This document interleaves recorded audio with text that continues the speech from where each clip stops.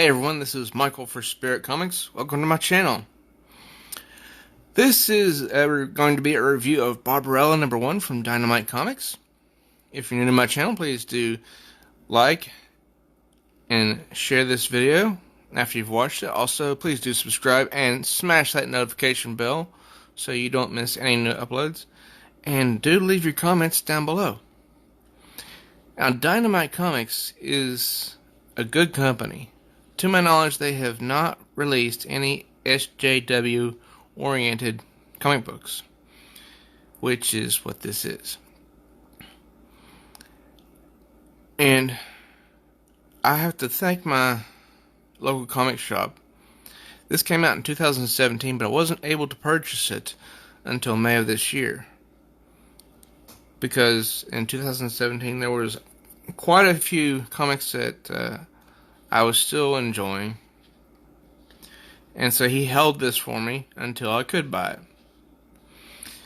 This is written by Mike Carey, and I don't know if he is left in his politics or if he's Democrat or what, but some politics do come out in this story, and it's not really great.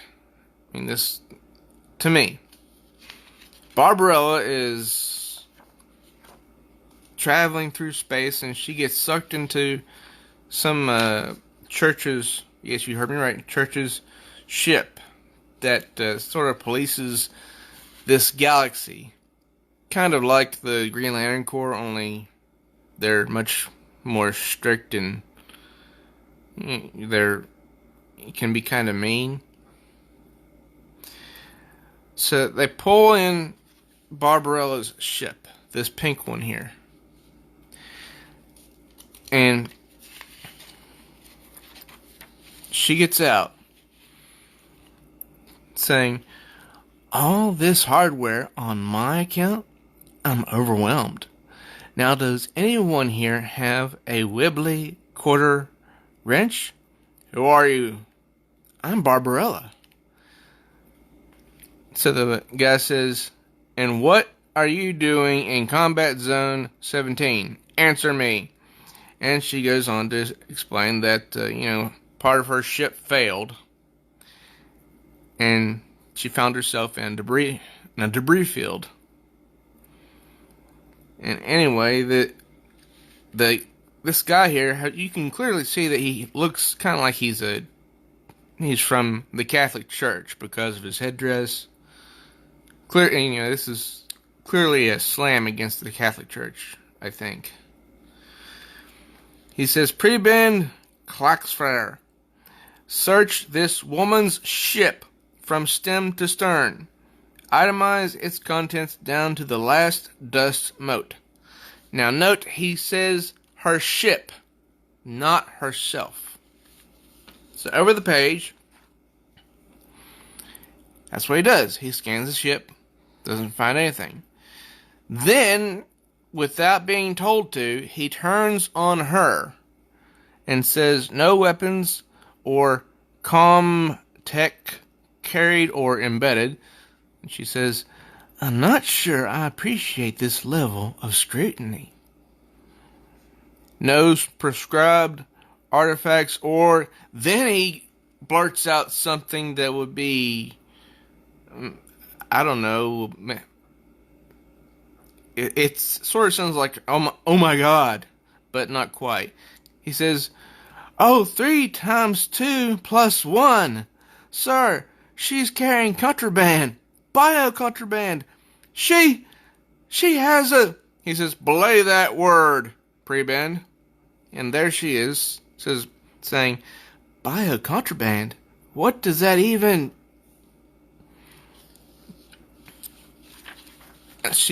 On over the page, she's taken to this courtroom where she's going to be judged for having what they call bio-contraband.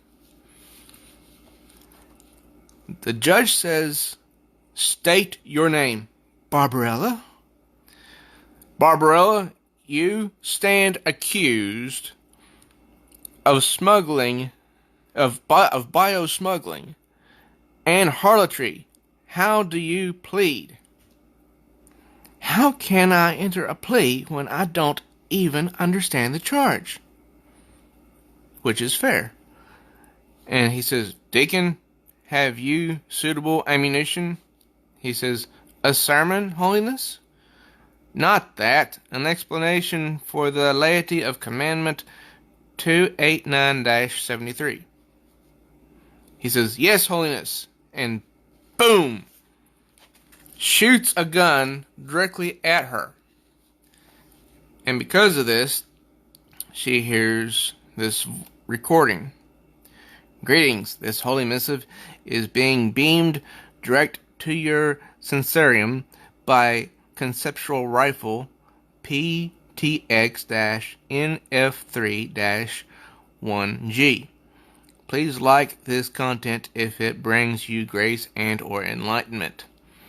Since desire is the foremost root of sin, and since the body's urges to put the soul in peril, it has seemed pleasing to Mother Church to amend the body for the soul's sweet sake. With the development of sex cell harvesting and industrial capacity nutri-whims, the act of physical love became obsolete. Consequently, the removal of desire became a practical goal for this world. And she's an off-worlder. And the missive continued. This was achieved by the removal of the organs that embody the channel desire. The rest of the human template, being holy and beautiful, remains unaltered. The offending parts are edited out using painless genetic weave technology. You may now enter a plea. So this explanation was beamed directly into her head, into her mind, so she could understand why she was being charged, you see. She says, a plea? I have a fully functional vagina.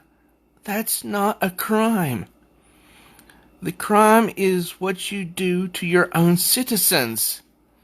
And the guy says, very well, by your own admission, you have admitted to smuggle bio-contraband onto the holy ground of parousia, a heinous sin which admits of no defense in law. She says, now this is where the SJWism comes in. My body is my own concern, not yours. He says, it's the concern of the gods and all right-thinking men. I sentence you to 50 years detention without remission. Now, if you notice here,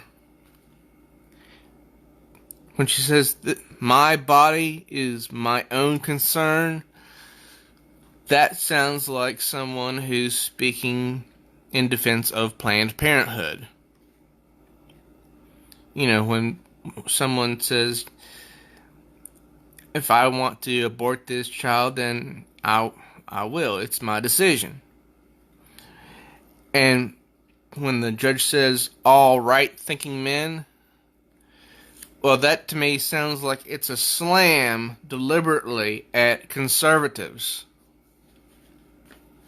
So Barbarella is being made out to be a propaganda piece for liberalism. And this guy says, Holiness, what of the harlot's anatomy?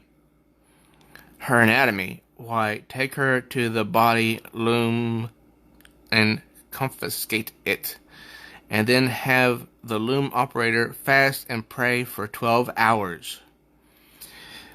And she says, I have right of free passage under galactic law. Let me go.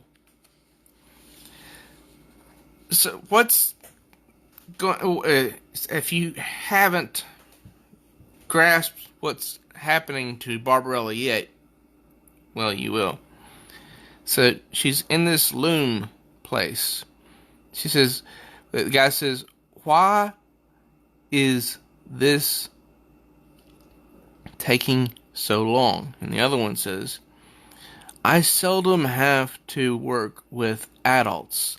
It's a challenge to erase and overwrite fully developed organs without damaging the surrounding tissue. She came to me beautiful but flawed, like all of us humans are. She leaves my hand perfect without blemish. And he says, the time I take is justified by the results. Behold. And she emerges saying, I didn't give my consent to this procedure. He says, your consent was not required.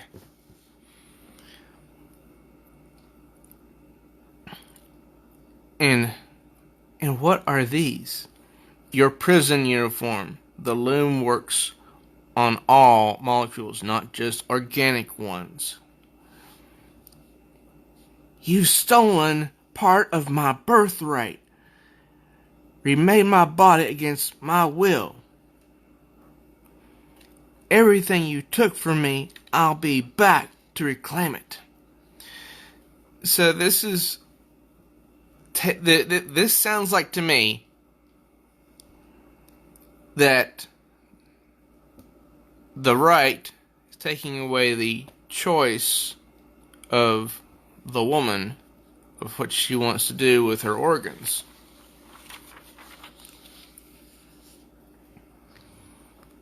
That's what this sounds like. The common back and forth between those who support abortion and those who don't. The right to choose. But yet women being forced to do stuff that they don't want to do, or having something taken from them, such as choice. And I do not support taking choice away from anybody at all. Every person has the right to their own choice. But I don't support killing either. So she meets this, I don't know what you would call her. She's got a half-shaven head.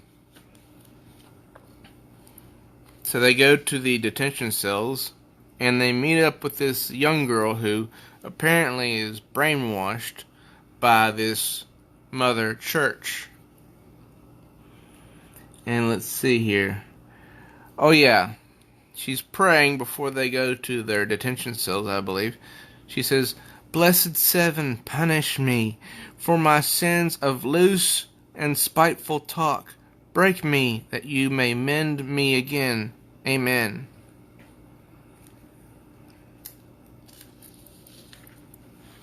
And so they go on to their detention cells and start working. And this is what they have to eat during break. And then they're during shower time. And a book is given to this one that was, they're praying to the seven. And it's a book of romance. Because it says here, he pressed his lips to hers. His lean, tan body throbbed against her. She felt her insides melt at the sheer animal heat of him. Her inmost self opened at his tender questing. This is forbidden! And this old woman says, yeah, the good stuff. But it's forbidden! And Barbarella says, you might as well forbid light from traveling in a straight line.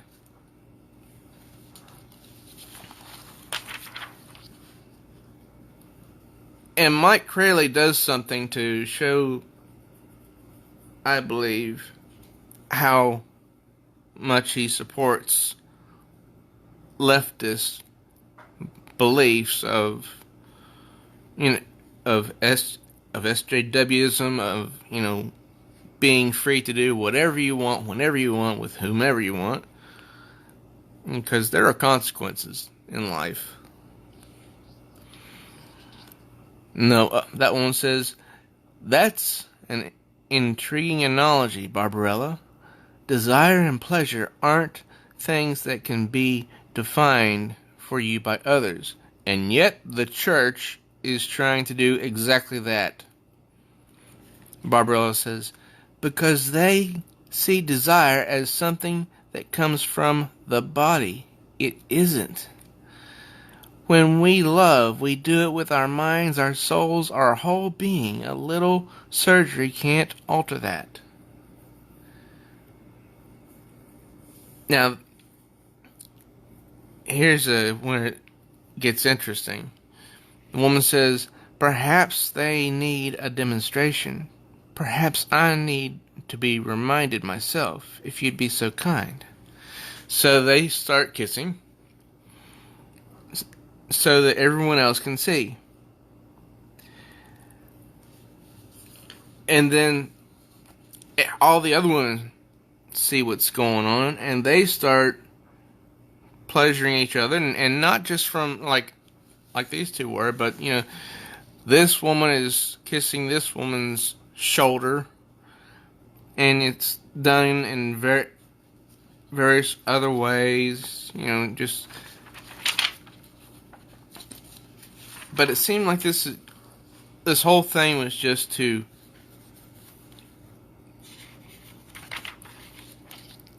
give the middle finger to those who promote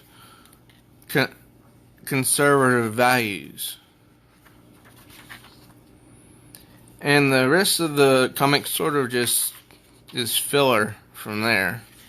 No real story seems to build up. Maybe the issue 2 will be better. I don't know. But if I get the trade, then I will read it and see if the story does improve. But I cannot recommend this from Dynamite Comics right now. So if it does improve, then I may give it a passing grade, but I'll have to give it an F, because this is just promoting propaganda over story, and that's not good. Well, if you enjoyed this video, please do like it and share it with others. Don't forget to comment down below, and also do subscribe and smash the bell for notifications. Till next time, true readers, I am Michael for Spirit Comics.